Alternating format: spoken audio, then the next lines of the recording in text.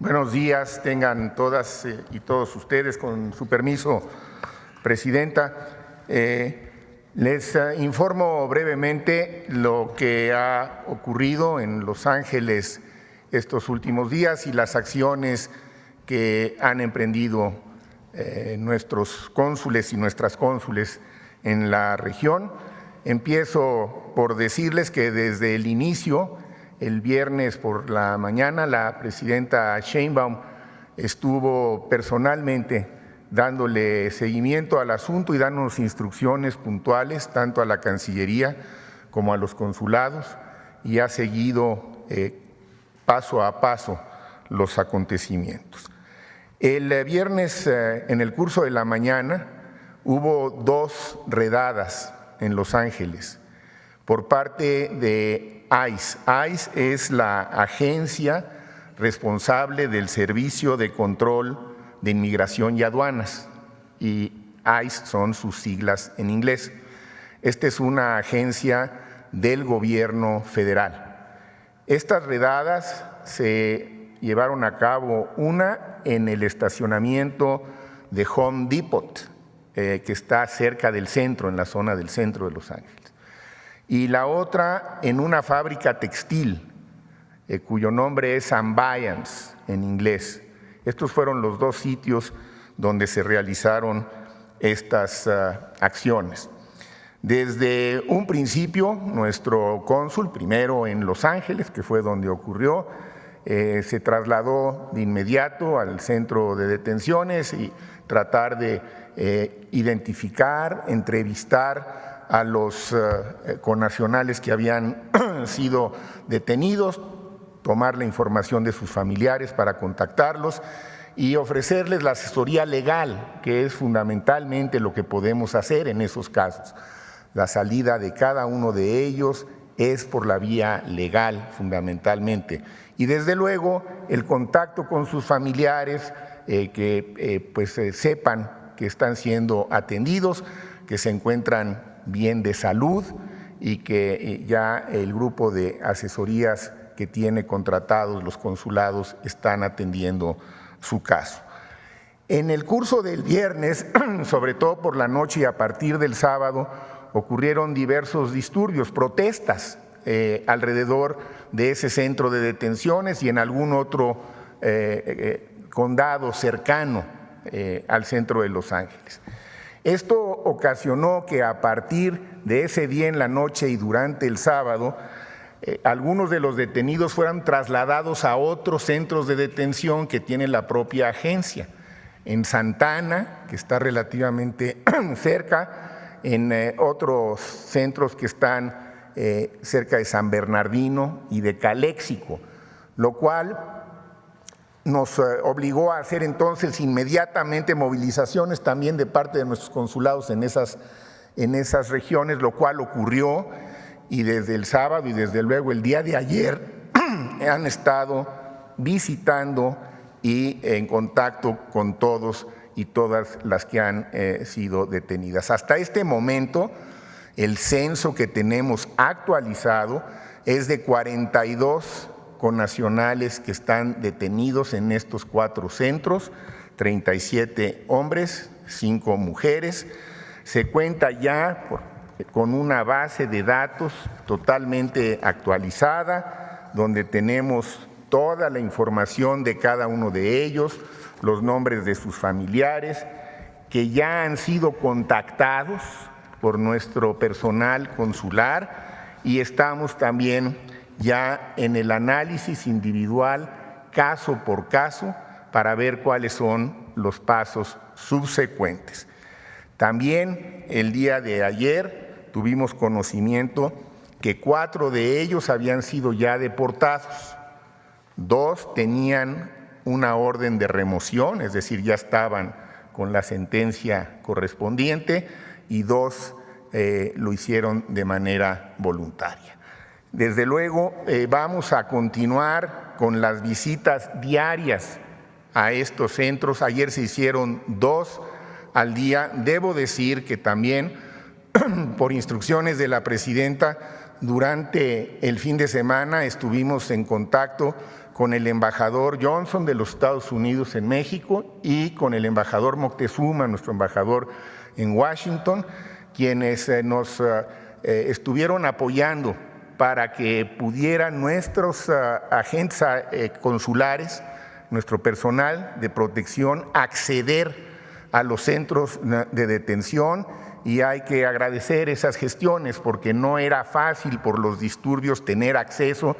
Sin embargo, el personal de nuestros consulados tuvo acceso, pudo ver a nuestros connacionales detenidos, constatar que estuvieran bien de salud y darles el apoyo que requieren en estos momentos que no dejan de ser de una enorme tensión.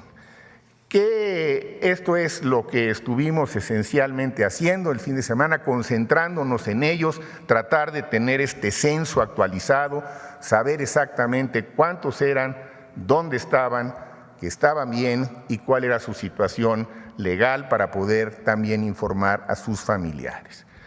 ¿Qué es lo que seguirá a partir de hoy? Bueno, desde luego, ahí en esos 4 centros de detención continuaremos con las visitas como debe de ser para darle seguimiento puntual a cada uno de ellos, y toda la red consular está realmente alertada para estar reforzando la información que deben tener en estos momentos nuestros connacionales. Hay un número, si me lo pueden pasar, por favor, muchas gracias, que da servicio 24/7. Y que está atendiendo miles de llamadas todos los días. La primera recomendación general sería: cualquier duda, llama, porque ahí vamos a poder contestar tus dudas y darte de manera directa la información que requieres. Y desde luego hacer recomendaciones muy específicas, empezando como debe de ser, para que ellos puedan conocer sus derechos. Todas y todos los migrantes que están en Estados Unidos y en cualquier parte del mundo, independientemente de su estatus migratorio, tienen derechos. Y lo primero que necesitamos tratar de hacer en todos los casos es que esos derechos se cumplan. Y esa ha sido además la prioridad y la instrucción que nos ha dado la presidenta. Desde luego, si están en situación de cierto acoso, se les recomienda, y es importante que lo sepan, mantener la calma, tienen derecho a permanecer en silencio, no deben firmar nada que no entiendan, desde luego, y tienen derecho por la Convención de Viena, tienen derecho a solicitar la presencia de personal de su consulado, y el consulado tiene las potestades de brindarles atención y de hacerse presente a la brevedad posible. Junto con estas recomendaciones que estamos reforzando, pues también hacemos eco del llamado que ha hecho la presidenta reiteradamente y que hoy lo acaba de refrendar hace unos momentos en su comentario que nos ha leído. Necesitamos mantener la calma, necesitamos que todas las expresiones que se hagan sean pacíficas, y por la vía legal vamos a encontrar las mejores salidas para todas y todos ellos. La instrucción es clara y la hemos cumplido cabalmente, señora presidenta. Agotaremos las vías legales y diplomáticas para defender los derechos de cada una y de cada uno de nuestros connacionales que se vean amenazados. En eso está la red consular y a eso nos hemos dedicado de manera intensiva en estos últimos 2 días. Y nada más, si me permiten, para precisar, porque tengo el dato de algo que es muy importante. La mayoría de nuestros connacionales son gente que está trabajando y es gente buena. La mayoría de los que fueron detenidos en estas redadas estaban trabajando en la fábrica textil de Ambayans. La mayoría de ellos llevan años trabajando en los Estados Unidos. Las cifras son contundentes. Casi el 95% de los 4.9 millones de connacionales que no tienen en este momento documentos llevan más de 5 años trabajando allá. Y si nos vamos a cuántos llevan más de 10 y más de 20, las cifras también son muy altas, de manera que no cabe la menor duda, la inmensa mayoría de todas ellas y ellos es gente trabajadora, estaba trabajando cuando fueron detenidas, y este es un punto que no puede subestimarse ni dejar de estar en el tope de nuestras prioridades. Así que seguiremos, Presidenta, sus instrucciones todos estos días y en las semanas subsecuentes. Y por otro lado, también seguiremos manteniendo nuestro diálogo, porque así tiene que ser, con las autoridades. Necesitamos seguir hablando con ellos, con ICE, con CBP, con todas las agencias que están encargadas de este y otro tema. La instrucción también en esto ha sido muy clara: diálogo, todo el que sea necesario, cooperación con mucho gusto, coordinación desde luego, pero no subordinación, y creo que sobre esos principios hemos logrado avanzar en el diálogo con todas esas agencias. Muchas gracias.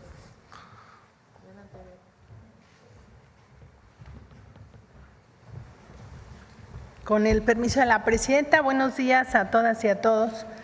Pues traemos buenas noticias: el registro a las pensiones de bienestar, tanto de las mujeres de 63 y 64 años como de los adultos mayores que ya cumplen 65 años. Adelante.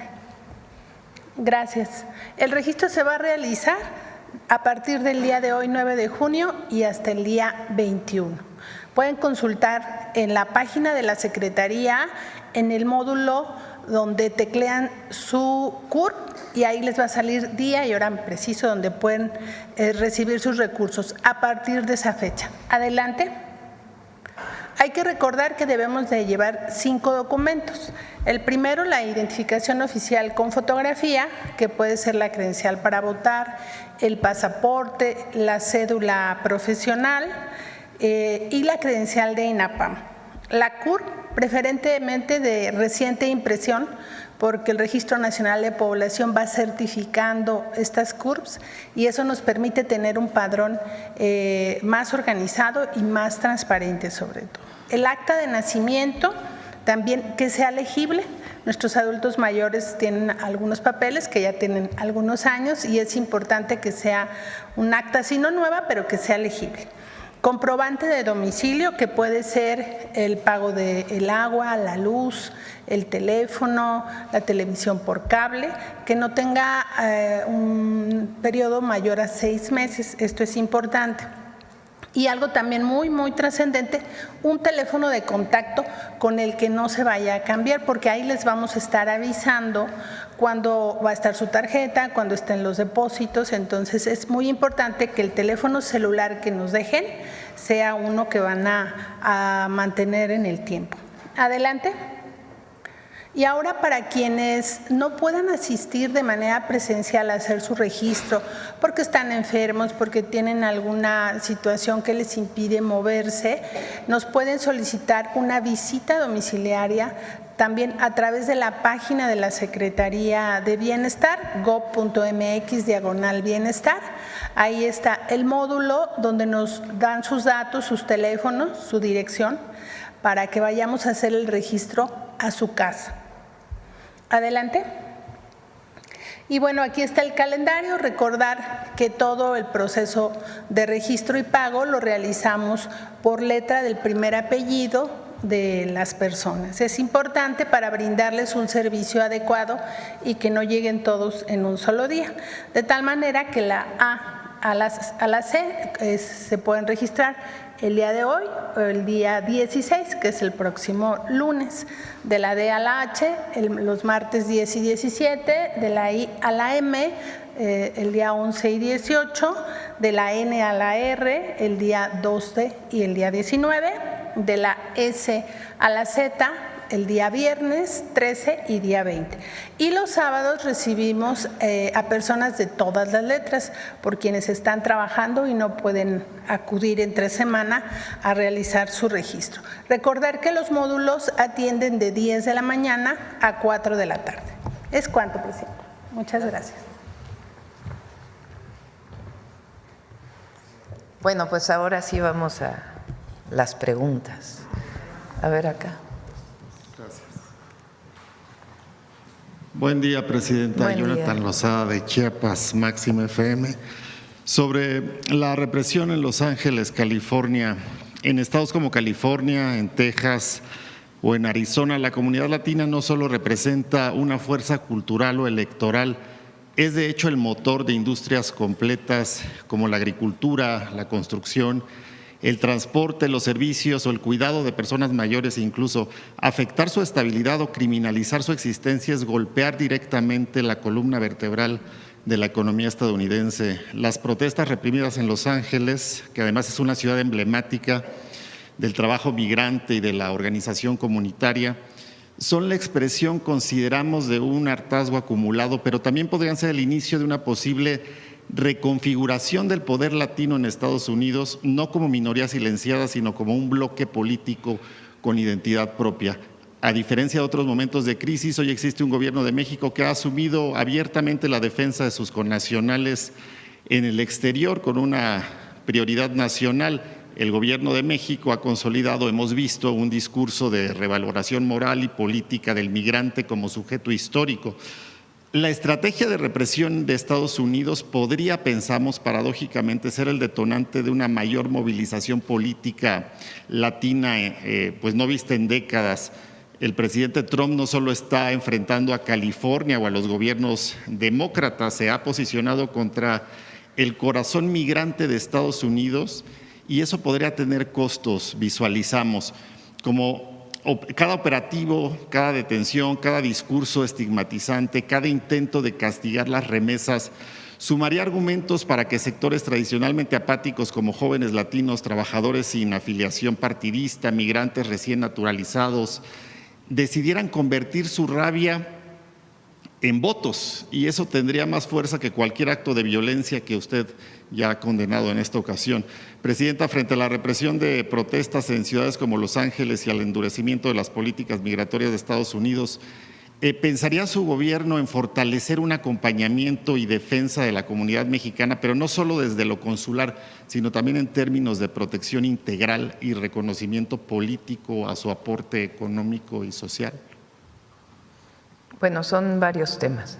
El primero, fíjense, se estima que hay en Estados Unidos alrededor de 40 millones de mexicanos y mexicanas de distintas generaciones.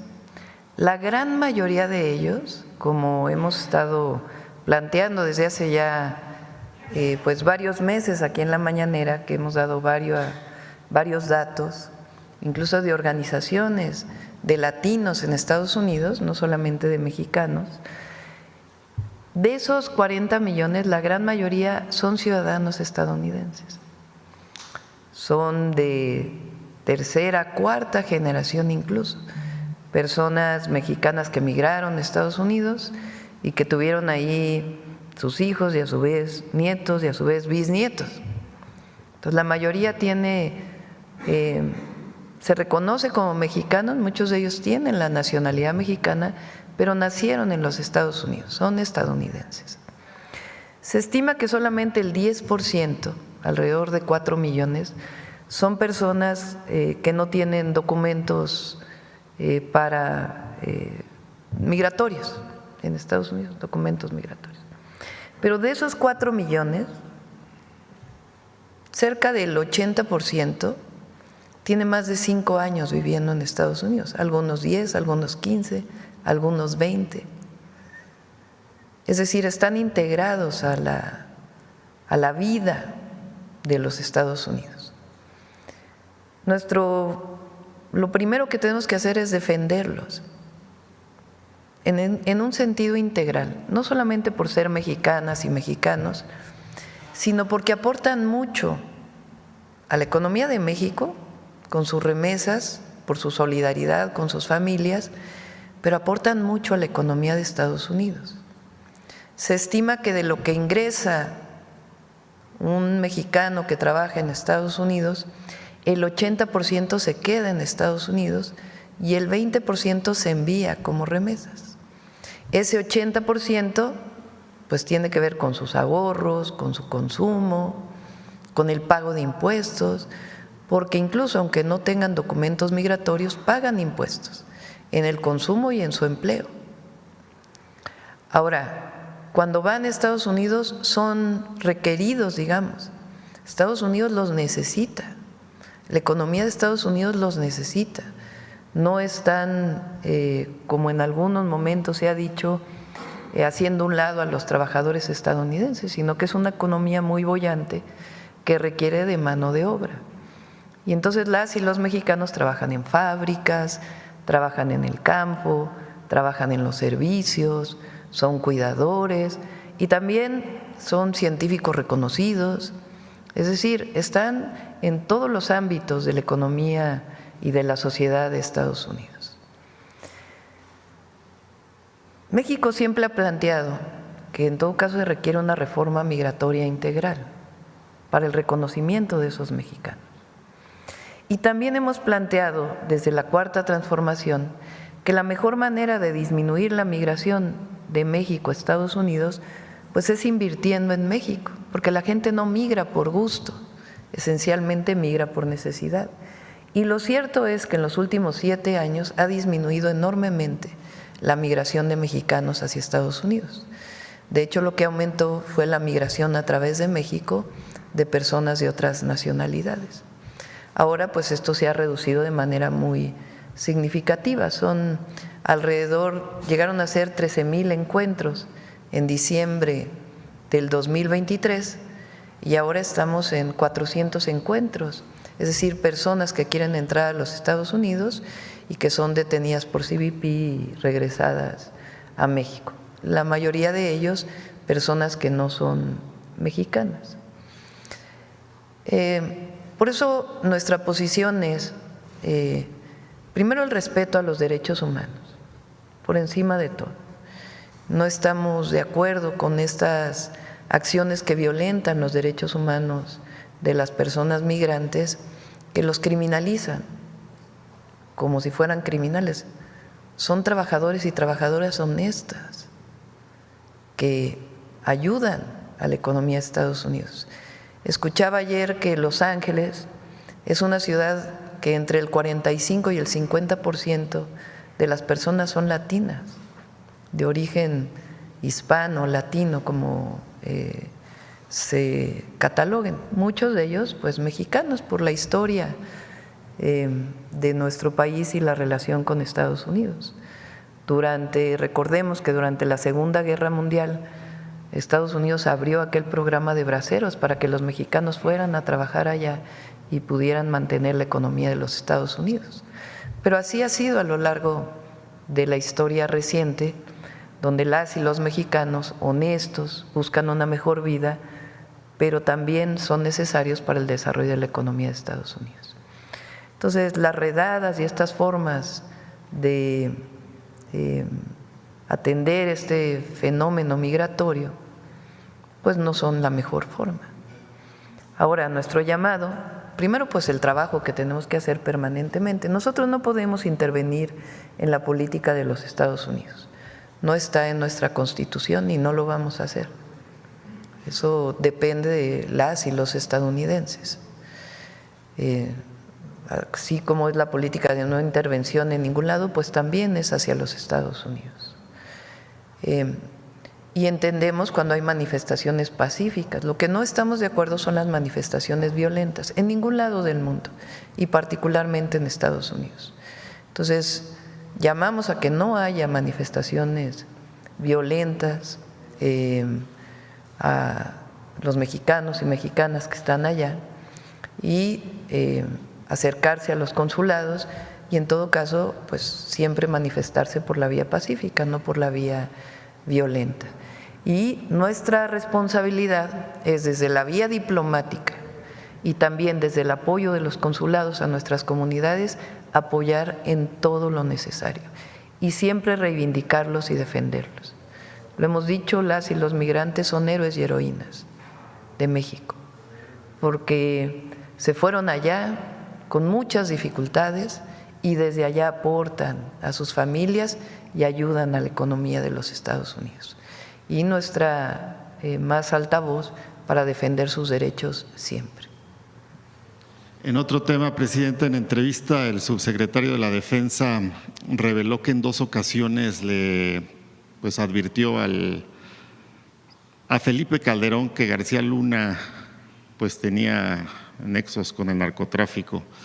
Tras revelarse que altos mandos militares advirtieron a Felipe Calderón sobre los presuntos nexos de García Luna con el narcotráfico, ¿qué opinión le merece que estas alertas hayan sido ignoradas por el expresidente?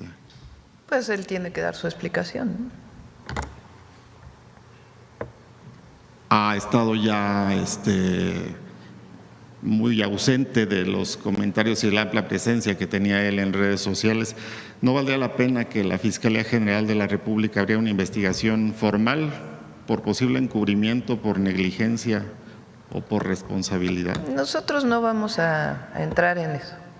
Yo creo que el pueblo de México ya ha hecho su juicio y en todo caso él tiene que dar una explicación.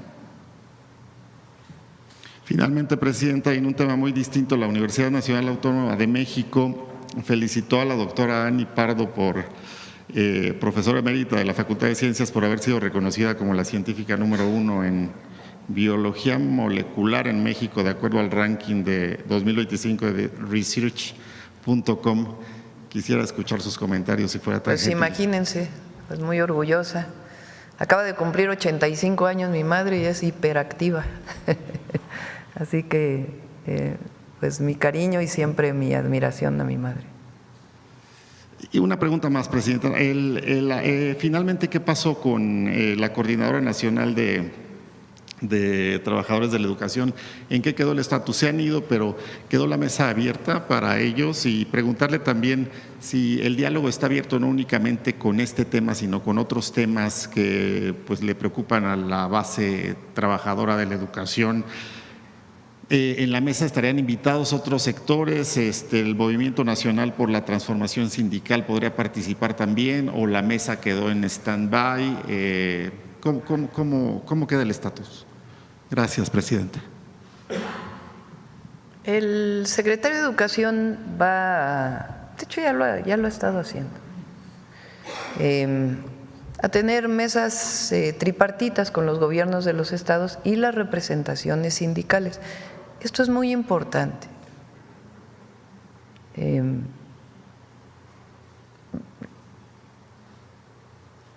Las representaciones sindicales del Sindicato Nacional de Trabajadores de la Educación en cada una de las entidades, en algunas entidades hay 2 secciones, en algunas hay una sola sección, dependiendo,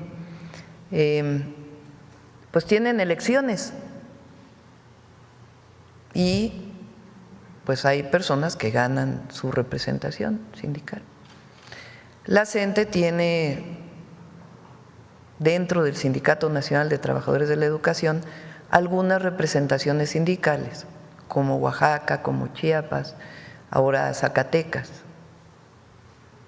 Entonces, lo que hay son mesas tripartitas con las representaciones sindicales de cada entidad. En algunos casos, pues es con el CENTE. El CENTE, digamos, es el paraguas, es el Sindicato Nacional de Trabajadores de la Educación, y la coordinadora, pues es una organización que ha ganado representaciones sindicales. Hay otros dirigentes de la CENTE que no tienen su representación sindical. Eso es importante también. Entonces, la Secretaría de Educación pues va a hacer mesas tripartitas en cada entidad, en Oaxaca, y el objetivo no es ponerse de acuerdo con la representación sindical, sino apoyar a la educación en las entidades. Si se requieren más maestros, pues se requieren más maestros para cumplir con la función sustantiva del Estado mexicano, que es el derecho a la educación. Si hay temas que tienen que ver con basificaciones y otros temas, pues también se revisan. Entonces, esto es, digamos, lo que se acuerda hacia adelante. Y tiene que salir, que va a salir esta semana, el decreto al que me comprometí desde hace tiempo, que tiene que ver con la edad de jubilación de aquellos que se quedaron en el 10º transitorio y otros temas que nos hemos comprometido. Pero siguen estas mesas tripartitas y sí es importante pues tener ubicar, digamos, quiénes tienen la representación sindical y quiénes pues son miembros de la CENTE pero no tienen su representación sindical. Muchas gracias, presidente. Sí. A ver acá y luego vamos para… Gracias, presidenta. Olga Ojeda Lajud, corresponsal del periódico Imagen de Veracruz y Diario del Istmo. Presidenta, ya han pasado 20 días del asesinato de Jimena Guzmán y José Muñoz, colaboradores clave en el equipo de la jefa de gobierno, Clara Brugada. ¿Qué información tiene sobre los avances de la investigación criminal? ¿Nos puede dar un avance? Hay avances, solo que no es posible dar la información, porque pues hay que guardar toda la… pues en este caso toda la secrecía que se requiere para la investigación. Se está trabajando con total coordinación con la Fiscalía General de Justicia de la Ciudad de México, quien tiene el caso, y se le está apoyando por parte del Gabinete de Seguridad en todo lo que requiera la Fiscalía.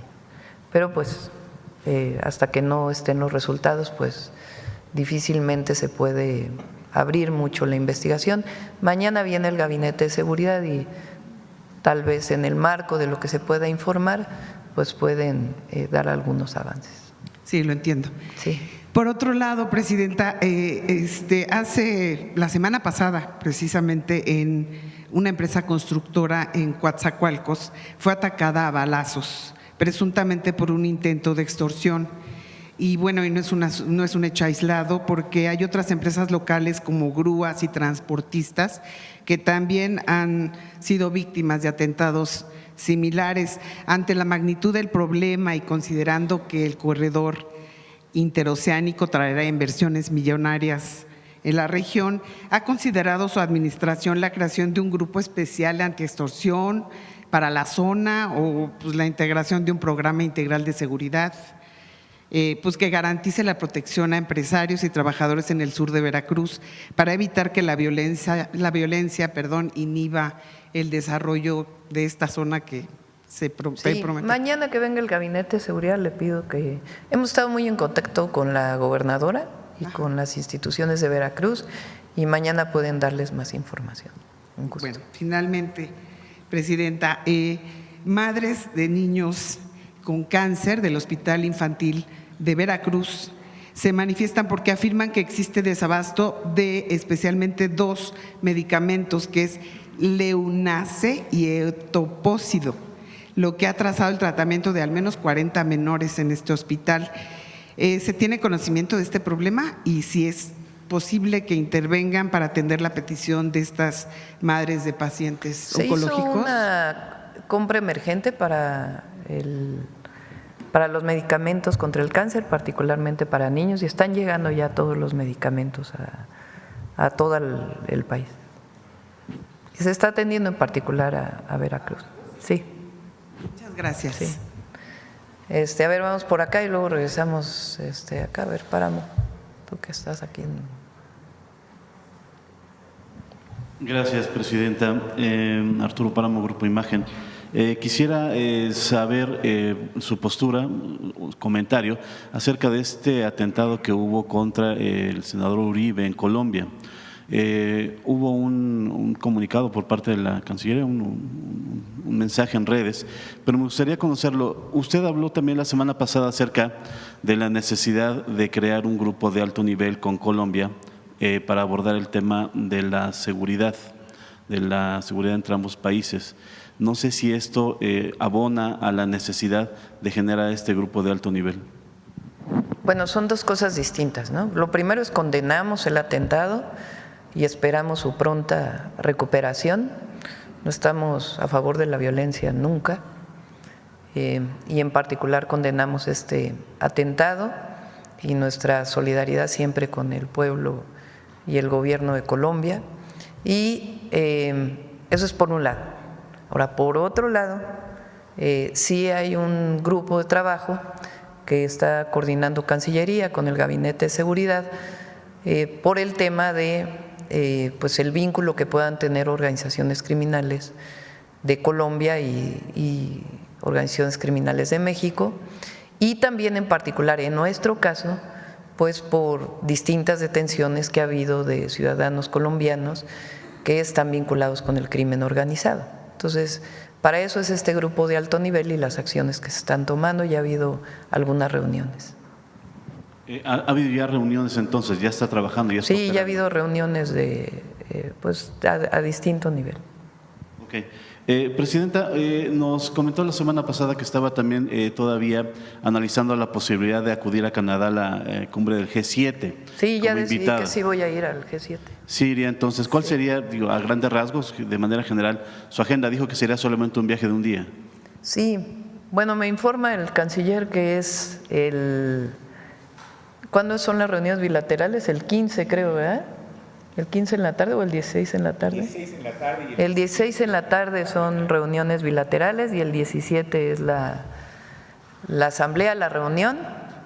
Entonces estaría por allá, me voy a ir en avión comercial, entonces no hay avión directo, entonces hay que hacer transbordo y bueno, ya les informaría qué día estaría saliendo y qué día estaría regresando. ¿Y el canciller ya le comentó con quién están confirmadas las reuniones bilaterales? Está trabajando en eso el canciller, en las reuniones bilaterales con los distintos presidentes y primeros ministros. Obviamente con el presidente Donald Trump sería una de ellas. Es muy probable. Ok, Presidenta, y en otro tema que tiene que ver con la elección judicial. Hay algunos estados en el que ya se concluyó el conteo de los votos y el número de votos nulos creció. De hecho, ha rebasado la cantidad de votos que han recibido los candidatos. ¿Algún comentario acerca de ello, Presidenta? Yo sé que usted dice que acudieron 13 millones, es una cifra importante de gente que acudió, pero la cantidad de votos nulos también es relevante. ¿Algún comentario acerca de ello, Presidente? Toda elección es perfectible y sobre esta elección del Poder Judicial pues hay que revisar qué se puede perfeccionar para facilitar el voto de las mexicanas y mexicanos al Poder Judicial. Ahora, lo cierto es que votaron pues cerca de 13 millones de mexicanas y mexicanos, que es una cifra muy importante. No se puede comparar con una elección presidencial, pero sí comparémosla con dos ejercicios que ha habido. Una, el ejercicio del juicio a expresidentes, que fueron poco más de 6 millones de votos, menos de 7, y la revocación de mandato, que fueron cerca de 16 millones. Entonces, 13 millones de personas participaron. Algunas pues no quisieron emitir su voto, pero decidieron participar. Y en el proceso democrático, en el marco de la Constitución, pues establece que aquellos que hayan tenido el mayor número de votos son los que van a ocupar pues los distintos puestos de elección popular ahora del Poder Judicial. Y estoy convencida de que esta elección va a sanear el Poder Judicial. Contrario a lo que los opositores han estado mencionando, de que esto lleva al autoritarismo, pues nuestra reflexión es toda la contrario. Son ejercicios democráticos que hay que perfeccionar, pero este ejercicio democrático debe sostenerse y mantenerse. Y también un comentario sobre el tema, fíjense, a ver si tienen la votación de, por ejemplo, de hombres para ministros. Miren, vean la diferencia entre el primero y segundo lugar. Por este tema de que las personas llevaban apuntes para poder votar, pues era un ejercicio pues, que requería de sus apuntes, porque difícilmente tenías de memoria todos los pues a las personas con las que ibas a votar, y mucha gente pues hicimos nuestro ejercicio previo a llegar a la votación. Pero fíjense, si hubiera sido exactamente la misma votación, pues no hubiera habido la diferencia entre el primero y el segundo lugar. Pues es prácticamente el doble. Entonces, si todos hubieran votado igual, pues no hubiera habido esta diferencia entre el primero y el segundo lugar, hubiera sido exactamente la misma votación en todos los casos. O veamos el sexto lugar, por ejemplo, el número 36, Anaya Gallardo Federico, pues tiene casi 6 millones de votos, muy cercano al quinto lugar. Entonces, claro que hubo diversidad de la votación, de por quién se votaba, si no hubieran sido exactamente iguales todos los votos a las mismas personas. Entonces, es una reflexión sobre este tema que se ha estado planteando de que todo el mundo votó igual. Pues no, no es cierto, no todo el mundo votó igual. Entre las cosas que habría que perfeccionar sería la boleta misma. Yo creo que sí, son reflexiones que tenemos que, pues, y que tienen que ser principalmente el INE, el Instituto Nacional Electoral, porque recuerden que en el 2027 pues viene la segunda parte. Entonces el INE pues yo creo que tiene que hacer una revisión, y también todos, de qué aprendimos de esta elección y cómo perfeccionar pues el proceso de votación. Gracias. Por último, Presidenta, hubo reuniones desde hace varias semanas de colectivos de buscadores de personas desaparecidas con la Secretaria de Gobernación. Al principio acudíamos por invitación a los medios de comunicación, ya no ha sido así. Quisiera saber si ya tiene usted algunas propuestas concretas que se hayan vertido ahí y que se vayan a incluir en todas estas iniciativas que habrá. Sí, ya los va a presentar aquí la Secretaria de Gobernación. Sí fueron incluidos varias observaciones que hicieron los colectivos, y estas reuniones son para garantizar que esos comentarios fueron incorporados. Obviamente pues es difícil que haya unanimidad, pero lo que está buscando la Secretaria de Gobernación es que la mayor parte de los comentarios sean incorporados. Muchas gracias. Ahora sí, acá. Gracias, Presidenta. Yo soy Carolina, de Código Libre. Presidenta, si está esta cumbre del Grupo 7, ¿podría tener una reunión bilateral con el presidente con este tema de las redadas? O sea, se pudiera hacer. Y en este encuentro que va a tener el miércoles con el subsecretario del Departamento de Estado, ¿qué más detalle tiene? Y se podría también tocar este tema de las redadas. Sí, de hecho es importante que sepan que el canciller estuvo en contacto permanente con el embajador de los Estados Unidos en México, cuando no conocíamos todos los nombres de las personas que estaban detenidas, además del trabajo, con el trabajo que estaban haciendo los consulados. Hay que decir que el embajador nos ayudó a este proceso de tener todos los nombres de las personas mexicanas detenidas, y ha habido permanente comunicación. También pues nuestra inconformidad de cómo se llevaron a cabo estas redadas también se les hizo saber, y también nuestro embajador en Estados Unidos, Esteban Moctezuma, también estuvo en contacto, estuvo muy activo, y ustedes vieron al cónsul de Los Ángeles que también estuvo muy activo y dando información y haciendo un muy buen trabajo, la verdad. Entonces, este tema se puede tratar en general, pues el tema de la migración de nuestros mexicanos y mexicanas, nuestros hermanos migrantes que viven en Estados Unidos, por supuesto, y muchos otros temas que tienen que estar en la agenda que vamos a platicar. Recuerden que,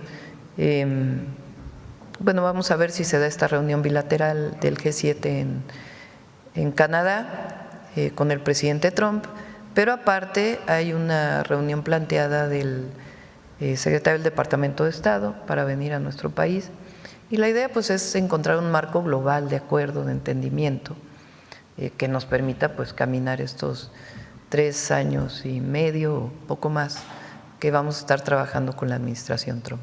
Y en este mismo tema, rápido, usted hace un llamado a la comunidad, a actuar de manera pacífica, que no haya violencia, pero también dice mucho por ahí que hay infiltrados.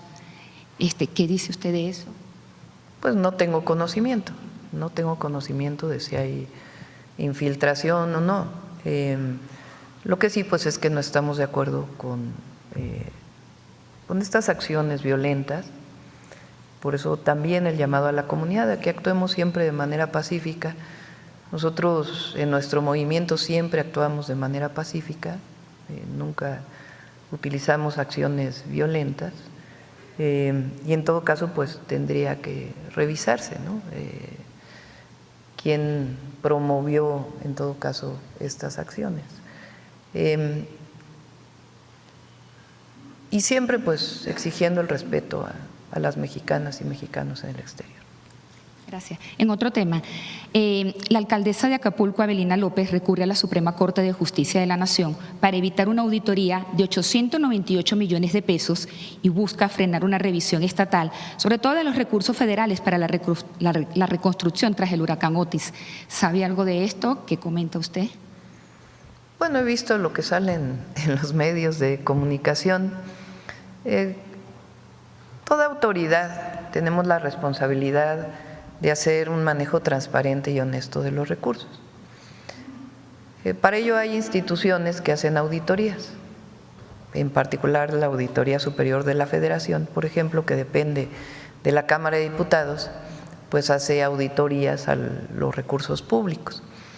Hay procesos, hay una primera auditoría, de ahí se derivan una serie de observaciones y después la autoridad que recibe estas observaciones pues tiene un tiempo para solventarlas.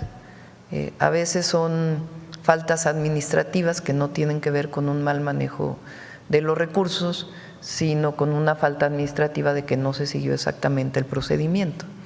Entonces hay mecanismos para poder solventar las observaciones. Entonces pues hay que actuar en este marco y bueno, siempre hay derechos de cualquier autoridad. Esperemos. Y por último, un énfasis. Así como obligaciones. Un énfasis con lo de la CENTE, aunque anunciaron el receso y usted ya comentó lo que puede ocurrir, ellos también declararon que a donde usted acuda harán acto de presencia para exigirle respuesta a su compromiso. Ellos continuarán, aunque tienen el receso, y la van a seguir usted en todos esos actos. También, ¿qué les comenta ya usted? me ha tocado que en los eventos haya personas que se manifiestan. Por ejemplo, ahora, que por cierto, ¿cómo lo agarran los opositores como si fuera la gran manifestación? Por ejemplo, ahora fui a un hospital en el HRAE de Iztapaluca, en el Estado de México, y había un grupo de, sobre todo son enfermeras y enfermeros que fueron contratados en la pandemia y que no se ha podido regularizar su situación laboral. Esto pasa en diversos estados de la República y estamos buscando la manera pues de garantizar que tengan su empleo bien remunerado y que tengan sus derechos. Y estamos pues en ese proceso. Entonces se manifiestan y pues los atiendo y se ve la manera de canalizarlos. Ahí, por ejemplo, estuve no recuerdo, la semana antepasada en un evento y hubo maestros y maestras de la CENTE que se manifestaron. Y lo que se busca pues es el respeto, ¿no? Siempre a las otras personas, porque hay personas que van a escuchar la asamblea y siempre pregunto pues quién quiere escuchar la asamblea y pues también se les atiende, ¿no? Entonces es parte pues de recorrer. La otra sería encerrarse en la oficina y esa no es alternativa para nosotros. Nosotros somos un gobierno de territorio y vamos a seguir cerca de la gente siempre. Gracias.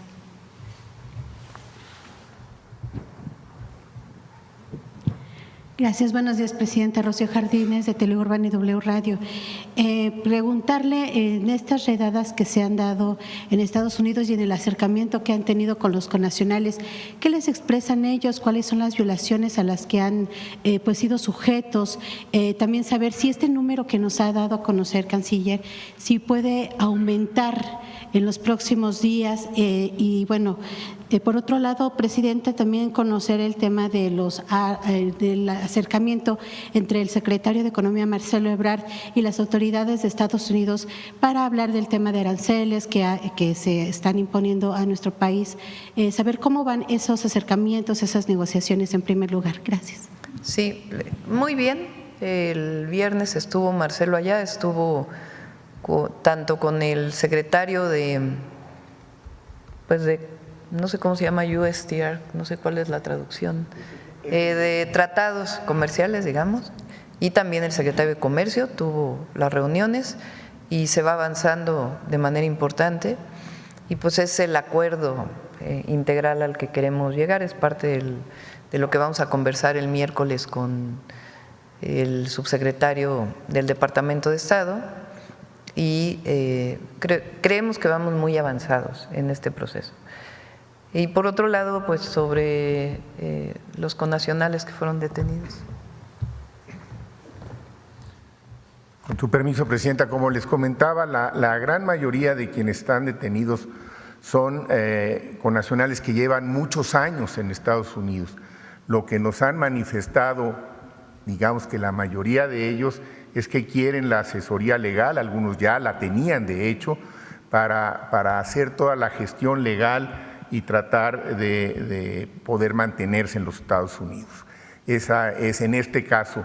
Pero desde luego está también siempre la preocupación de que se les avise a sus familiares, por eso la Presidenta también nos puso mucho énfasis desde un principio, contacten a los familiares porque genera una gran incertidumbre, pues estaban trabajando en su fábrica donde trabajan y ahí con un orden de cateo entró ICE y se los llevó.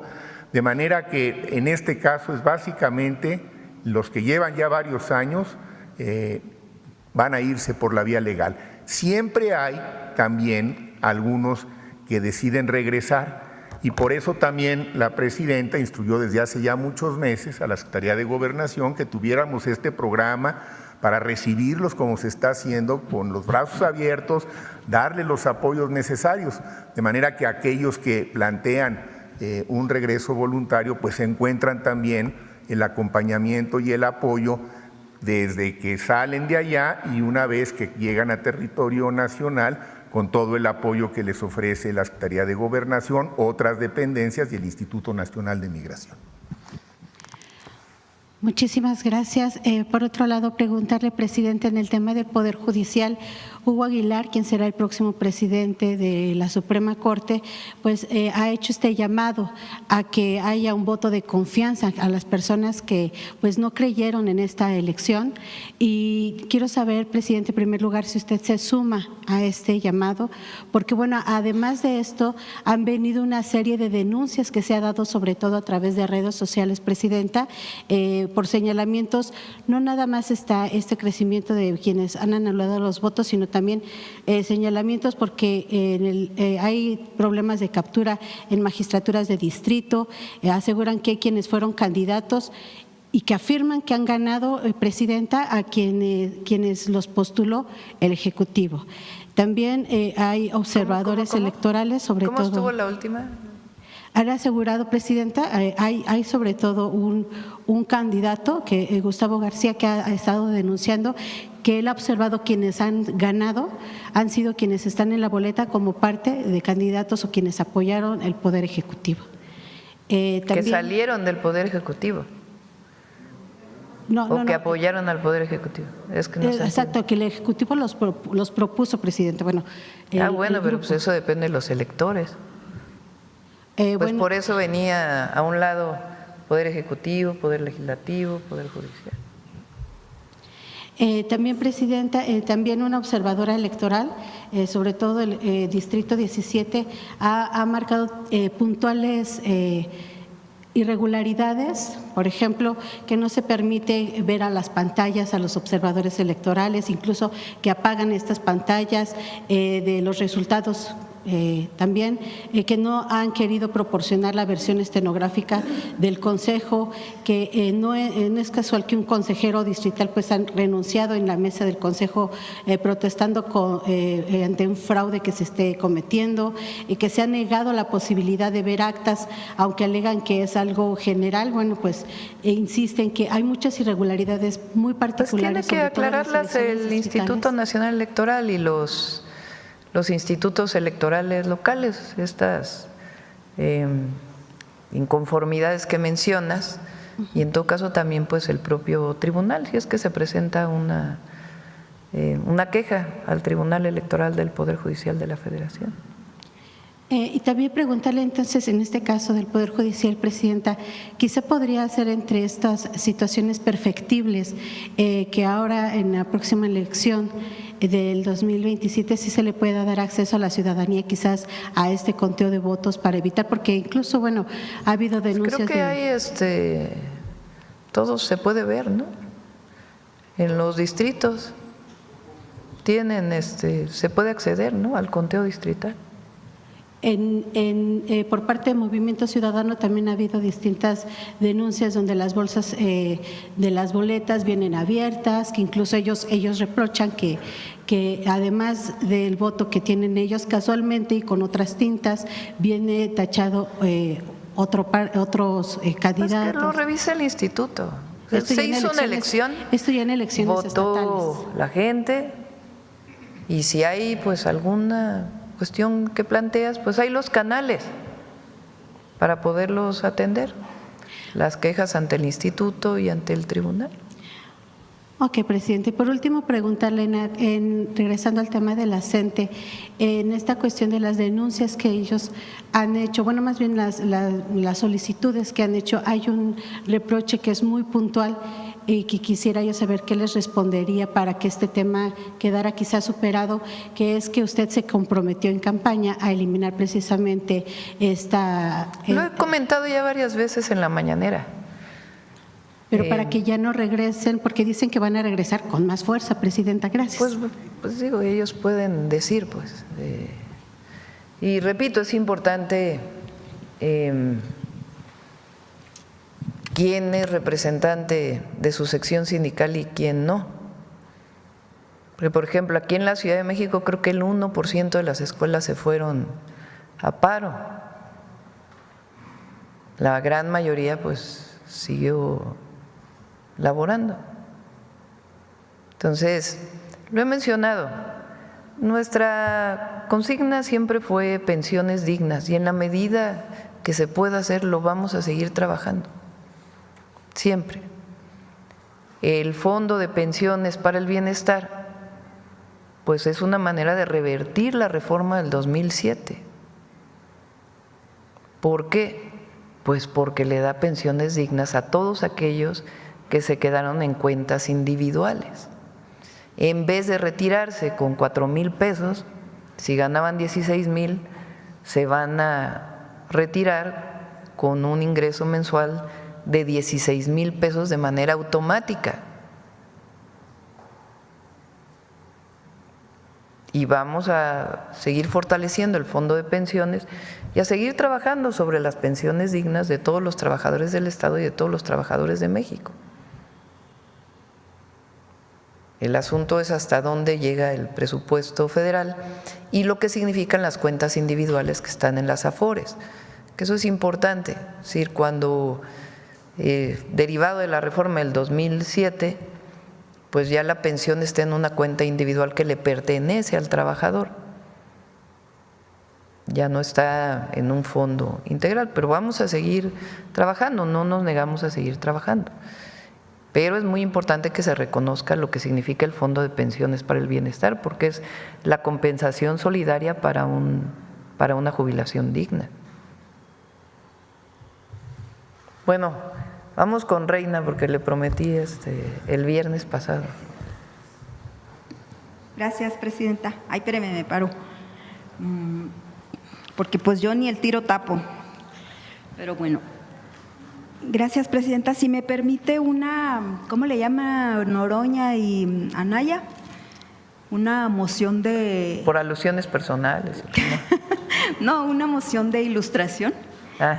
Porque le voy a preguntar sobre el Poder Judicial. Y ahí va, espero que se oiga. Así es que para mí es muy sencillo porque no habría motivo por el cual yo tener alguna inclinación. Simplemente ¿Quién está hablando? Conforme a ¿Quién habla? Sí, es Ana Patricia Briceño. Y bien, como pregunta específica, ¿en qué casos considera que el juicio de amparo puede ser improcedente? ¿En qué casos considero? ¿Considera que el juicio de amparo puede ser improcedente? Pues hay diferentes causales, pero habría que revisarlo. Pero en este caso, pues el Pleno del Supremo Tribunal pues atenderá a los juzgados de circuito que así lo amerita el caso, ¿no? Muy bien. Bueno, y ahora tienes hasta 2 minutos. Ese ya lo conocíamos porque se hizo viral en las redes, porque ahora ella va a ser magistrada del Supremo Tribunal de Justicia en Sonora. De su respuesta, lo que yo considero más relevante es que dijo, es que el que la entrevistó le dijo muy bien.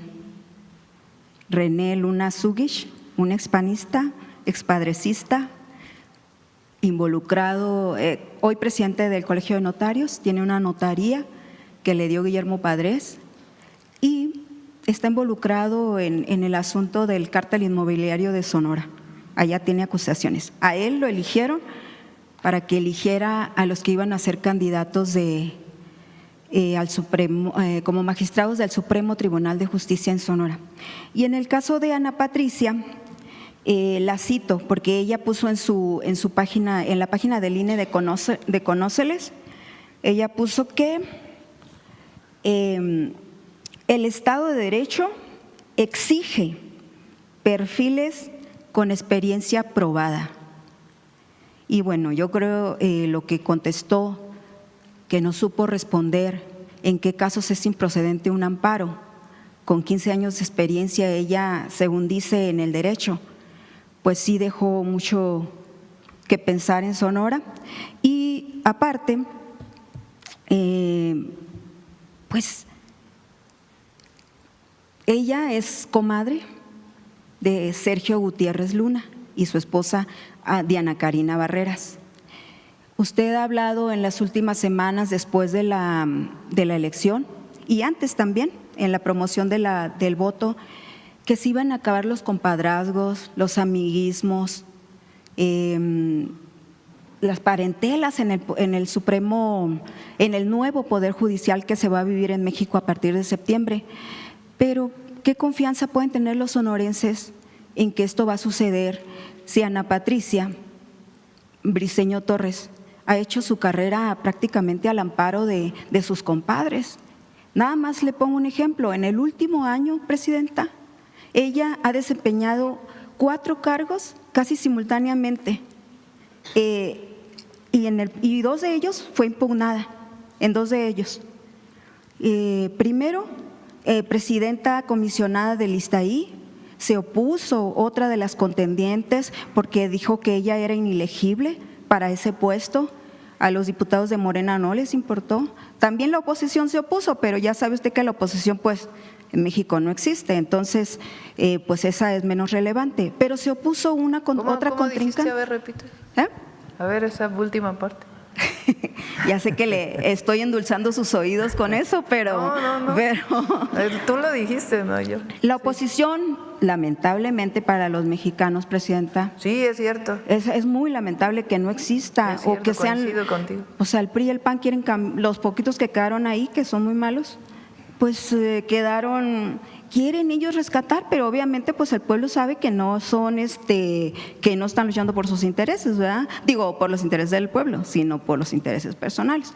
Bueno, en Sonora pasa lo mismo, algo parecido. Y le pongo este caso porque es una muestra de lo que pasó a nivel nacional, lo que se vive en Sonora. Esta muchacha, yo no sé por qué Gutiérrez Luna querrá que su comadre esté ahí en el Supremo Tribunal de Justicia, y ya la están perfilando para sustituir a don, ¿cómo se llama? A don Rafael Acuña, un jurista probado, él sí, y ya la están perfilando para eso. Y sabe otra cosa, Presidenta, este comité, a modo de Morena, en Sonora, dejó fuera a de verdaderos juristas. Son muy pocos los abogados que son derechos, ¿no? Pero en Sonora hay algunos, y dejaron fuera a uno, no voy a decir su nombre, para que no se vuele, pero es muy buen jurista, ha tenido una carrera independiente y no lo consideraron idóneo. ¿Y sabe qué? El dato, que él estuvo en la lucha con usted cuando eran estudiantes en la UNAM, con usted, cuando usted andaba en esas cosas de la UNAM, y quedó fuera. Esas cosas.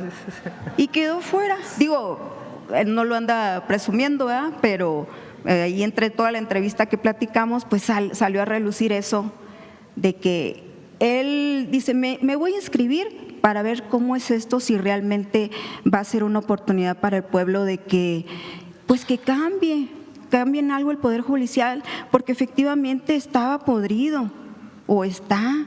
Pero ¿qué garantía, Presidenta, puede tener el pueblo de México de que realmente va a cambiar si los que quedaron en Sonora, casi todos los de los acordeones, y los que quedaron, ya ve, pues nomás el ejemplo de la Corte, todos son afines al nuevo sistema, a Morena?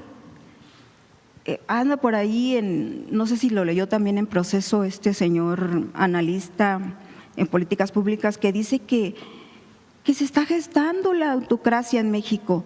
Y la pregunta que yo le quiero hacer a ustedes, si usted se pusiera en los zapatos, no del pueblo que ha votado ciegamente por AMLO, no, por ese pueblo que le ayudó a llegar en el 2018. Sí, porque hay gente que lo adora, eso es un hecho, y que diga lo que él diga, va a estar siempre con él. Entonces, pero hay gente, Presidenta, que en el 2018 creyó, votó, y me refiero a pueblo, a sociedad pública, que no tiene nada que ver con los partidos políticos y que hoy está totalmente decepcionada. Si usted se pone en sus zapatos y ve, es como lo ve esa gente, que todos, que son los mismos, que Hugo Aguilar trabajó en lo del Tren Maya, que está otra vez todos esos nombres que pues ya hemos dado a conocer mucho aquí y que todo el mundo los ha dado a conocer, Lenia Batres, Esquivel, con toda esa carga de la…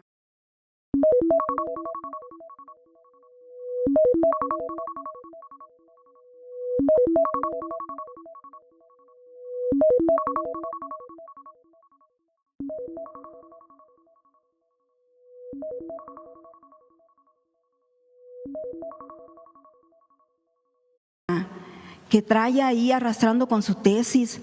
O sea, son gentes inmorales, Presidenta. No, no lo creo. Bueno, sabrá Dios qué hizo ahí en la UNAM para que le quitaron todos esos cargos. Ha de haber sido también como Gutiérrez Luna, Sergio Gutiérrez Luna, que tiene pendiente una denuncia allí que está estancada en el sistema anticorrupción de Sonora. Pregunto, ¿quién eligió a esta persona que tú dices? La propuso el Ejecutivo. Por eso, ¿pero quién la eligió? Alfonso Durazo. No, pero ¿quién la eligió? Y ¿quién la eligió? ¿Quién decidió que ella fuera? Y pues mire, la eligieron también con toda esa experiencia. Mi pregunta es, ¿quién la eligió?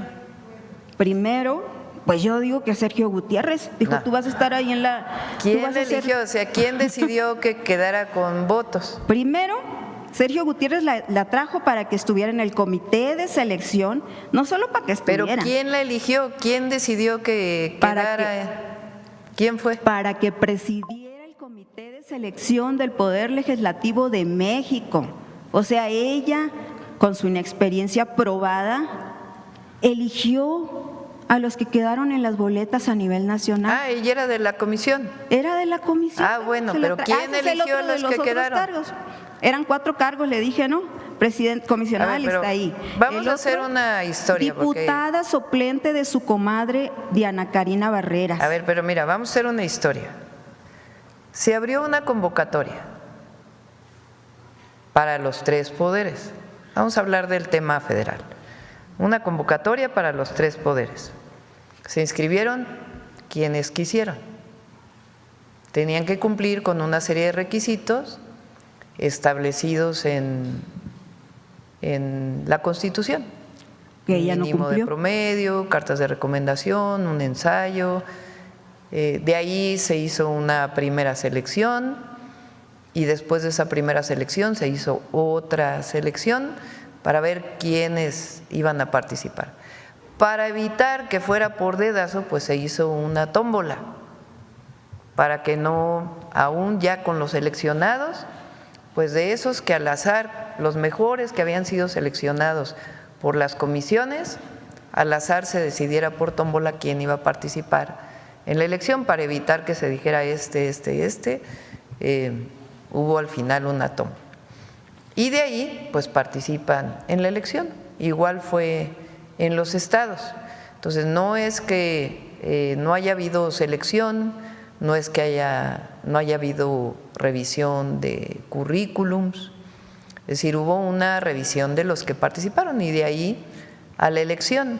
Ahora, el Poder Judicial, la Corte, los ministros de la Corte que se han manifestado en contra de esta reforma y en general en contra de la 4T políticamente, porque también ellos hacen política, los que se reunieron en lo oscurito con el presidente del PRI, ellas, pues a la mitad del camino decidieron que mejor no participaban. Primero abrieron su convocatoria, se inscribieron y luego dijeron no, fíjense que mejor no participaban, mejor ya nos echamos para atrás, ya no decidimos. El Senado tuvo que agarrar esos nombres para que participaran y seleccionarlos por tómbola, para que no dijeran que fue su propia comisión quien decidió sobre los propuestos por la Corte. Y sobre eso se hizo la elección. Pues ese es el proceso que se siguió. Es un proceso constitucional. Eso que usted dice, Presidenta, efectivamente, pues da que en los últimos días, ya después de la elección y antes, pues es la realidad de que no fue el pueblo el que eligió a sus jueces magistrados y mucho menos a sus ministros, mucho menos. ¿Quién fue entonces? Pues el mismo sistema, Presidenta. ¿Cuál sistema? Primero los eligieron en una tómbola, luego este comité de dudosa capacidad, como Ana Patricia Briceño, ¿pero los cuántos eligió, más participaron en ese comité? En Sonora. Ay, los otros todos eran afines a Morena. Dejaron afuera a los, no le digo que dejaron afuera. Por eso, pero para eso había el Poder Legislativo y el Poder Judicial. Entonces, bueno, los eligieron en la tómbola y luego y al final los colocaron en acordeones. Ojalá, Presidenta, de verdad, por el bien de México, que se les haya colado un buen jurista por ahí, entre tanto nombre que salió. Pero cuando le pregunto… Hugo es un buen jurista, Digo, un buen… Hugo Aguilar es un buen jurista. Ay, Presidenta. Lo que pasa es que hay mucho racismo. No. Clasismo. Pero, no, esa es otra cosa, Presidenta. Ojalá él, de verdad, yo he tratado a Hugo, lo traté cuando en el Instituto Indigenista, he platicado con él, es como todo jurista, pero ¿sabe qué? Hay gente que es muy institucional y como soldados del sistema, haga de cuenta. Yo espero que él se logre despojar de todas esas cosas y que realmente sirva a la sociedad y no sirva al poder ejecutivo o al poder legislativo. Porque cuando le pregunto yo, ¿usted qué le dice a estas personas que están decepcionadas, que ya ni siquiera quisieron ir hoy a las urnas a elegir? Algunas fueron, porque pues gana el civismo de repente, ¿no? Y es más, ahí está diciendo el páramo que anularon las boletas un montón. Entonces, Presidenta, ¿usted qué les dice a ellos? Porque lo que se está viendo es lo mismo que sucedía con el PRI en otros años. Con el PRI. ¿Cedillo qué hizo? A ver, en el 94, ¿qué hizo Cedillo? Pues ya la estaba viendo perdida también Cedillo. Por eso, Cedillo dijo, se va esta corte, entra la nueva corte y la decido yo. Pues así era antes. Pero en el PRI de los 80, ¿cómo era?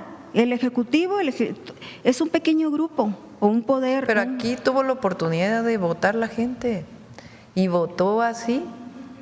No así votó, Presidenta, le ayudaron. Los jueces, magistrados y ministros del Yo Poder vi Judicial. cómo les llenaban las boletas. Va a haber un mejor Poder Judicial que el que teníamos antes, porque ahora resulta que el que teníamos antes pues era muy honesto. ¿no? ¿Usted qué le dice a esas personas? A esos ciudadanos que no son ni la oposición, porque usted también se ha dedicado a decir la oposición esto y me critican y todo, pero ellos son aparte de la sociedad, presidenta. Eso, pero esta cosa que tú dices, que hay mucha gente que está Sí, desesperada, hay mucha gente. No lo creo, no lo dicen las encuestas. Pues si tienen miedo también. Ya no, la libertad de expresión tampoco ya es… ¿no? ¿Y no, tú? no es igual. Aquí se ejerce la libertad de expresión al máximo con la presidenta. Bueno, ese es otro tema que vamos a tratar en otra ocasión porque si no se me va a acabar el tiempo y no voy a preguntar lo que tengo que decir, pero la tómbola está amañada, la tómbola está amañada. Pero bueno, no, lo que le quiero decir, ¿usted qué le dice a esta gente? ¿Y usted cree que fue lo que pensó este señor Gutiérrez Luna para poner ahí a su comadre? Pero no, a ver, se hizo una selección, la gente votó, tomó una decisión. Tú no estás de acuerdo con ello, tienes todo tu derecho y lo manifiestas aquí en la mañanera, está muy bien. Pero pues es ahora la Constitución está escrita de esta manera, esa es la manera en que se elige ahora en México al Poder Judicial, de forma democrática. No, presidenta, no se… la elige el presidente o la presidenta. No se trata de estar de acuerdo. El pueblo. Imagínese que tantas cosas no quisiera yo, que tantas cosas no quisiera usted, pero no es cosa de que esto me gusta y esto no me gusta. Es porque el poder del Supremo Tribunal, el Poder Judicial en Sonora siempre ha estado secuestrado por el sistema. Y con estos nuevos, es más, pensábamos que iba a cambiar algo con Rafael Acuña, pero ha tenido las manos atadas también. Y también es institucional y es un buen jurista. Entonces, mis respetos para él. Pero con esta gente nueva que llega, ahora lo van a quitar de ahí, van a poner a esta señora. Y esto es malo para la democracia, para la sociedad sonorense, porque ya sabemos cómo se las gasta Sergio Gutiérrez. Mire que cayó parado, venir con Padres, se lo lleva Padres a Sonora, lo hace su asesor. Luego le da encargo de implementar el nuevo sistema de justicia penal, se desaparece el dinero, no implementa nada, ahí está esa investigación que nunca se ha terminado. Y en el nuevo sistema de justicia penal allá, adivine quién trabajó ahí con él, Ana Patricia Briceño Torres. O sea, ya si hace como pato, como dicen, como ganso, y camina como ganso, pues es ganso. Pues es tu punto de vista. Eso decía el presidente Andrés Manuel López Obrador, eso lo decía él. Y eso no es mi punto de vista, es lo que ve la sociedad, esa parte del México profundo que no ve que va a cambiar algo, que ojalá, además, ni va a cambiar algo porque no se han renovado ni los policías, ni los ministerios públicos, ni las defensorías de oficio, ni las fiscalías en los 32 estados. Eso no se ha movido un gramo y los abusos siguen. Y siguen a la orden del día en todo el país. Yo digo por Sonora, donde se le ve a diario, y por otros estados que me han llegado, pero eso sigue, presidenta. Entonces, pues es muy triste en lo que hemos caído y ojalá que este señor José Antonio Aguilar, pues que se le haga la boca chicharrón para que algo cambie de verdad y que pues ese pesimismo que hay sobre México, pues no sea tan así, que sí. Yo no veo pesimismo, yo veo mucho optimismo. Morena tiene al PRI y al PAN allá adentro, pues ¿de dónde viene Gutiérrez Luna? En Sonora han renunciado. Vamos a lo que sigue, Reina, para que… Bueno, y luego Ana Patricia, ¿qué cree? Votaron 200,000 en Sonora y casi más de la mitad votaron por ella, por una desconocida. Pues es que funcionaron los acordeones en Sonora y en México. Entonces, eso es muestra de que no fue el pueblo. Cada persona tuvo una votación diferente, fíjate. No fue el pueblo el que eligió a sus jueces, magistrados y ministros. Bueno, esa es tu opinión. Ya lo vamos a ver, ya lo veremos en el diario cotidiano. Y otra pregunta, presidenta, que le tengo a usted. Mira dónde los traigo en la mano. Usted ha reconocido, o en las últimas semanas, pues dijo que sí dijo lo que los maestros dicen que dijo. El video ese que anda por ahí donde usted se comprometió con ellos a derogar la la ley del ISSSTE del 2007 y otras cosas. Cuando usted estuvo en campaña, Presidenta, usted ya había pasado los 6 años del presidente Andrés Manuel López Obrador y una de las banderas principales de que la CENTE y de que llevó el expresidente fue justamente lo mismo, derogar la ley del ISSSTE del 2007. No lo hizo. Sí, el Fondo de Pensiones para el Bienestar es equivalente a recuperar la pensión digna. Es más, en algunos casos es mejor para el ingreso que van a recibir de jubilación los que se están jubilando. Es mejor. Ellos no cerramos la puerta de seguir discutiendo y buscando las mejores opciones de jubilación para las maestras y los maestros. Pero lo cierto es que hoy no estamos en la condición cuando se aprobó la reforma del 2007. Hoy hay un fondo de pensiones para el bienestar que a todos los que están con cuentas individuales les da una pensión digna. El fondo de pensiones para el bienestar se aprobó después de o cercano a la elección. Pero quiere no decir cumplió. que la recuperación de la pensión digna bajo un régimen solidario se incorporó a través del Fondo de Pensiones para el Bienestar. Eso no existía antes. Sí, ya lo y eso es lo que hemos estado insistiendo permanentemente y la mayoría de los maestros y maestras lo reconocen. La gran mayoría reconocen el incremento salarial del 9%, que en septiembre será del 10%, reconocen primero el congelamiento y después la disminución de la edad de jubilación para todos los que están en el 10º transitorio, reconocen que se le están condonando a la mayoría las deudas impagables del FOBISSSTE y reconocen el Fondo de Pensiones para el Bienestar, que les va a permitir tener una pensión justa y digna.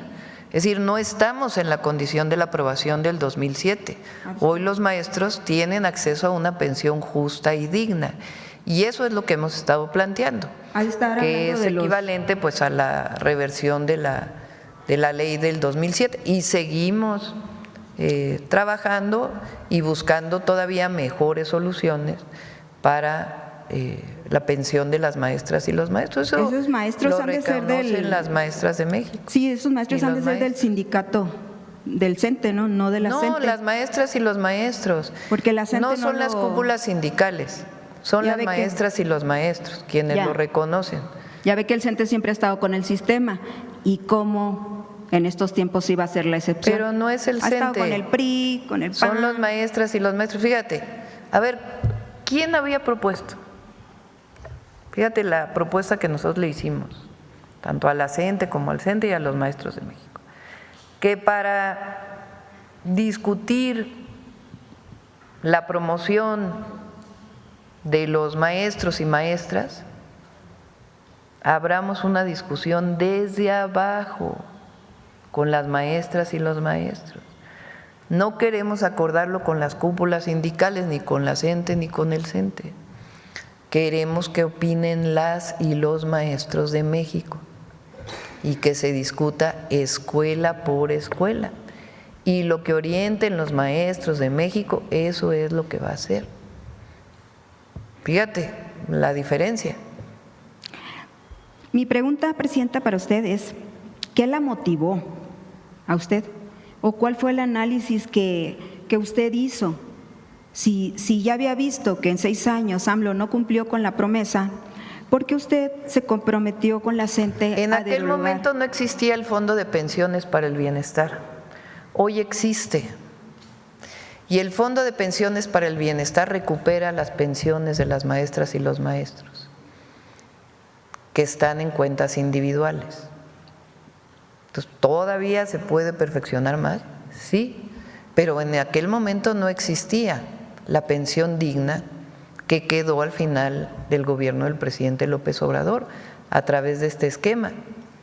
Entonces, es distinta el momento en donde dije ese posicionamiento a lo que existe ahora. que es la recuperación de las pensiones de las maestras y los maestros de México.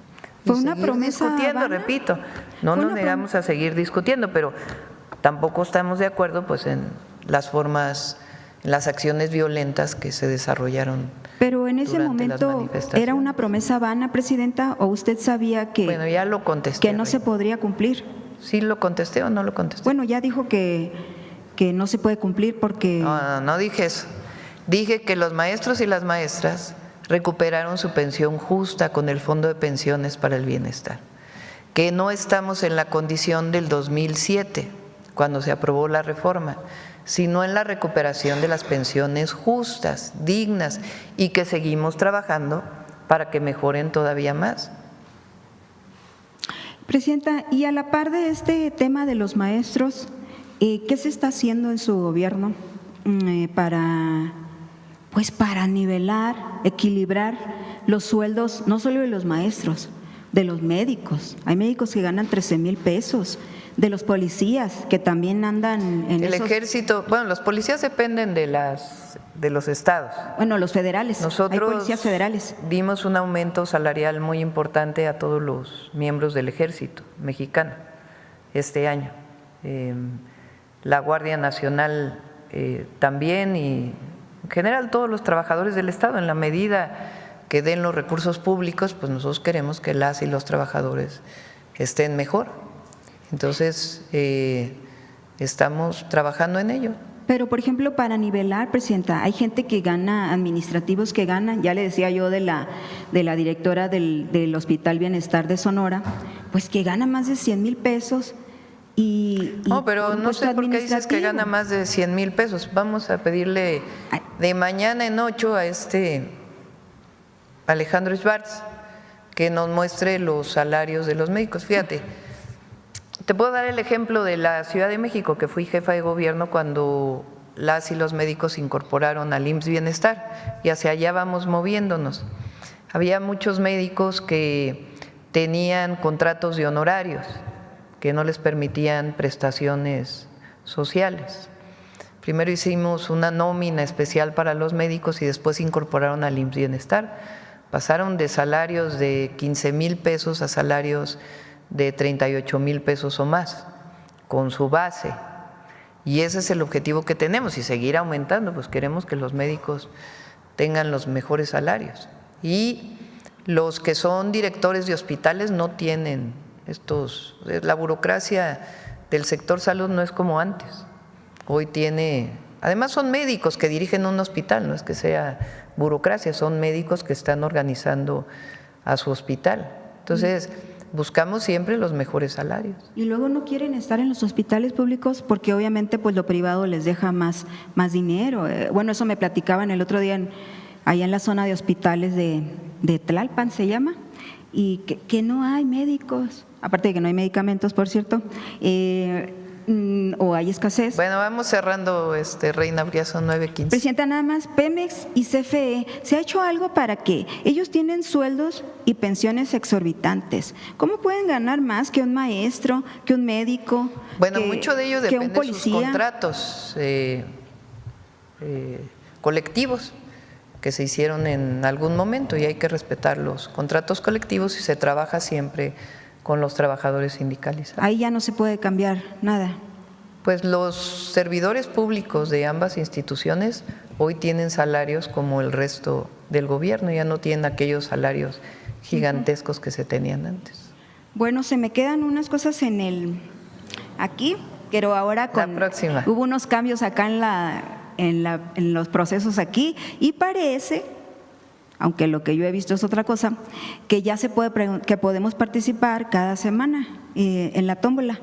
Nada más que como está mañana, pues no todos quedamos en la misma, no todos quedamos cada semana. Pero Reina, te quedaste pendiente el viernes y hoy mira, ya tomaste ya tenía casi como 25 minutos de la mañana. No, pero ya a ver si la semana que entra desahogamos estos, bueno, como el ándale, turismo legislativo de Sergio Gutiérrez Luna, que se fue a China con su esposa, también diputada. Por cierto, el Universal trae un reportaje muy interesante, Presidenta, que ya lo veremos, ojalá lo pudieran tratar mañana, de que el abuso sexual en la Sedena de algunas soldadas, bueno, hay que checarlo. A ver, ojalá lo pudieran comentar. Sí, ¿qué está pasando ahí? Tiene su protocolo la Sedena y están haciendo buen trabajo. Y porque la Sedena es consentido, pues por eso les aumentaron el sueldo. Pero bueno, gracias. Vamos con Humanismo Mexicano porque ya son 9:16. Chiapas acaba de denunciar que los policías de Guatemala están coludidos con los grupos delincuenciales. El día de ayer se registró una balacera en la zona fronteriza. Si quieren hablamos mañana de eso. Se puede explicar todo lo que ocurrió. Y tienen que tomarse pues medidas y vamos a ver esta publicación del gobernador. Pero si quieren mañana lo comentamos con más detalle para que se. Presidenta, le reportaron si elementos de la policía denominada PACAL cruzaron. A ver, denle el micrófono a la compañera para que se pueda escuchar su pregunta. Muchas gracias, disculpe. Solamente para consultarle si en la reunión de mañana de la mañana del Gabinete de Seguridad le comentaron si este grupo policial denominado PACAL efectivamente cruzó a territorio guatemalteco para continuar con el combate a grupos delictivos que llevó a cabo ayer. Esto parece indicar que sí, lo están investigando y no está bien que eso haya ocurrido. Y mañana, si quieren, vamos a dar toda la información sobre esto, que lo pueda dar ya el secretario de Seguridad. ¿Hasta el momento han tenido reportes de si efectivamente los elementos policíacos de Guatemala están coludidos con las organizaciones criminales? No tenemos información sobre ello, y mañana podemos dar más información. Sí se dio el informe en el Gabinete de Seguridad, pero quedaron les instruí a que hicieran una mayor investigación. ¿Hay lesionados o bajas de parte de elementos mexicanos? No. Gracias, presidente.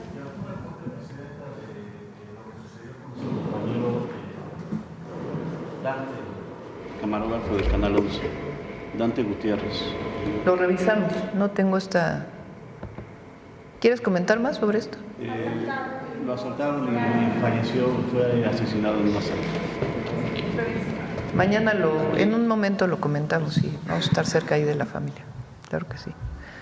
Bueno, muchas gracias, vamos sobre humanismo mexicano.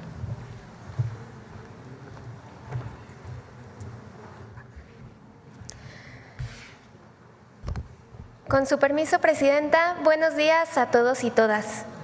El pasado 5 de junio se cumplieron 147 años del nacimiento de Doroteo Arango Arámbula, mejor conocido por todos y todas como Francisco Villa, un revolucionario que sin duda alguna inspira al humanismo mexicano. Aquel hombre de guerra, sensible a las injusticias sociales, se unió en 1910 a la revolución encabezada por Francisco I. Madero. Como ustedes verán a continuación, sus aportaciones al movimiento maderista no fueron menores y su lealtad a la causa tampoco. La huella que dejó el apóstol de la democracia en Francisco Villa fue imborrable, tanto así que el 8 de diciembre de 1914, en un acto de reconocimiento póstumo y memoria revolucionaria, retomó la iniciativa de la profesora María Arias Bernal para rebautizar con sus propias manos y definitivamente las calles de San Francisco y Plateros con el nombre de Francisco y Madero. Hoy esta conocida vialidad para todos y todas es prueba de la afinidad y el compromiso que tuvo Francisco Villa con el movimiento democrático y antirreeleccionista del iniciador de la revolución. Veamos el video, por favor. La Revolución Mexicana, la tercera transformación de nuestra historia, logró establecer por primera vez en el mundo los derechos sociales como parte sustancial de la Constitución. La lucha social de la Revolución estuvo representada por las figuras del general Emiliano Zapata y del general Francisco Villa. Conocido como el Centauro del Norte, Villa fue un genio militar que libró las batallas más importantes para derrocar las dictaduras de Porfirio Díaz y de Victoriano Huerta. Villa fue un rebelde perseguido por la justicia que no tenía cabida en la sociedad clasista dominada por los hacendados, empresarios y banqueros que sostenían al gobierno de Porfirio Díaz. Pero un día, Abraham González, uno de los colaboradores más cercanos a Francisco I. Madero, lo invitó a sumarse a la rebelión que organizaron contra la dictadura porfirista. Villa contó después: allí escuché por primera vez el nombre venerado de Francisco I. Madero. Allí aprendí a amarlo y reverenciarlo, porque venía con su luminoso plan de San Luis, con su fe inquebrantable y con su esfuerzo titánico para luchar por nosotros los pobres, los oprimidos, los explotados. El coraje y el rencor que tenía Villa contra los hacendados y las autoridades porfiristas que lo habían perseguido desde adolescente, encontró una causa justa en la Revolución de Madero. Así que se unió a la lucha. En octubre de 1910, reclutó hombres y acopió armas. Un mes después, ya había tomado la hacienda y la colonia de Chavarría en Chihuahua, con apenas 375 valientes.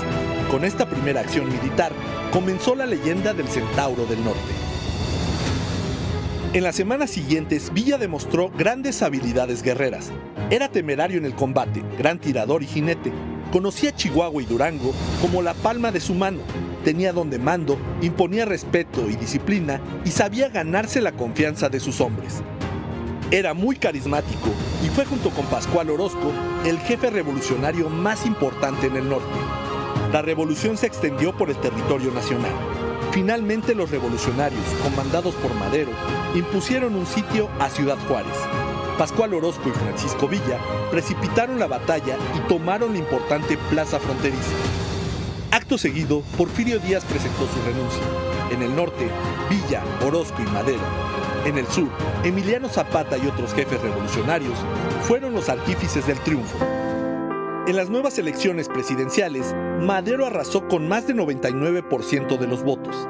El 6 de noviembre de 1911, asumió la presidencia de la República y comenzó el primer gobierno democrático en la historia moderna de México. Villa volvió a tomar las armas para defender al gobierno de Madero cuando Pascual Orozco se rebeló. Victoriano Huerta intentó fusilarlo, pero Madero le salvó la vida. No pudo evitar, sin embargo, que fuera apresado y recluido en la prisión de Tlatelolco, en la Ciudad de México. Villa, siempre indomable, logró escapar y se refugió en El Paso, Texas. Cuando se enteró de que Madero había sido asesinado, víctima de la traición de Victoriano Huerta, regresó para continuar la lucha que había iniciado con el gran líder democrático, a quien siguió admirando toda su vida. Villa construyó el ejército popular más grande de la historia, la División del Norte. Pese a no haber estudiado ni tener formación castrense, su genio militar y su compromiso con la causa maderista marcaron la historia de México.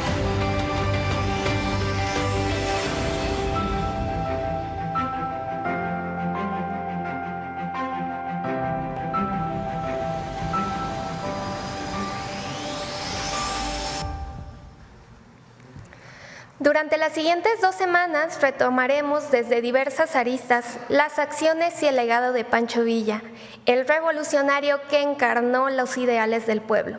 Nos vemos el próximo lunes. Muchas gracias. Gracias.